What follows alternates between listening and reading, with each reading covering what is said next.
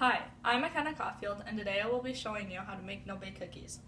Before you start the mixing process, you want to make sure that you have all your ingredients and tools ready. For your ingredients, you need 2 cups of sugar, a half a cup of milk, a half a cup of cocoa powder, 1 stick of softened butter, 2 cups of oats, and a half a cup of peanut butter. For the tools that you need, you'll need 1 tablespoon measurer, a mixing tool, a pot to put your mixture in and melt together, and a pan to put your mixture on to cool down. Also, before you start the mixing process, you want to turn your stove to a medium heat. After you do that, you want to put your 2 cups of sugar into the pot.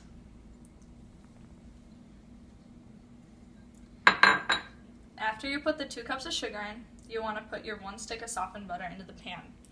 I cut the butter up into many pieces so it would be easier and quicker to melt. After you have put all of your ingredients in the pot, you want to let everything completely melt and combine together. We will be right back after everything has completely melted and combined together. This is what your mixture should look like when it's not completely solid and not completely a liquid. So when it looks like this, you should know that you will continue to mix. This is what your sugar and butter should look like once it's completely melted and liquefied. You notice that it changed color to like a light brown, but that's just because the sugar is caramelized, which is what it is supposed to do.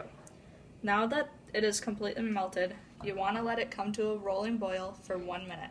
We will be back once it's boiling. Now that it's at a rolling boil, you want it to be like this for about 1 minute. At my old elementary school, Pine Bend, we got the opportunity to do this fun day called Salt Day. Salt Day was run by teachers and staff and parents, where you would go around and learn how to do different activities that you wouldn't get to learn how to do in the classroom. One of my favorite activities was no-bake cookies. I like doing no-bake cookies because I like to learn about baking and being able to bring home a new recipe to my family. We will be right back once this has been boiling for about a minute. Now that it's been boiling for about 1 minute, you want to turn the heat off completely. Then you want to just let this mixture calm down a little bit.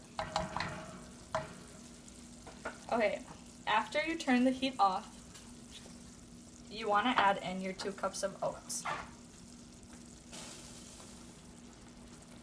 When you add in each ingredient, you want to make sure that you mix it together completely before adding in the other ingredient.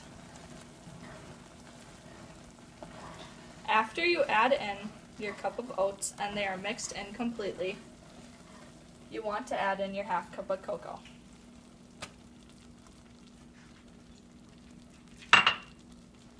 And you want to continue mixing until it's completely combined. Now that the cocoa is completely mixed in, you want to add in your half a cup of milk. And mix it in completely. Now that your milk is mixed in, you want to add in the last ingredient, which is the half a cup of peanut butter.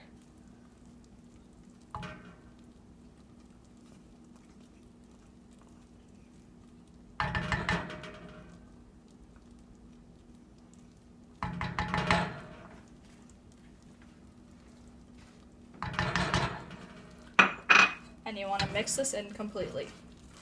Alright, now that all the ingredients are completely mixed in, you want to take your tablespoon measure and take about a heaping tablespoon full of the mixture, and you want to put it onto your pan to cool.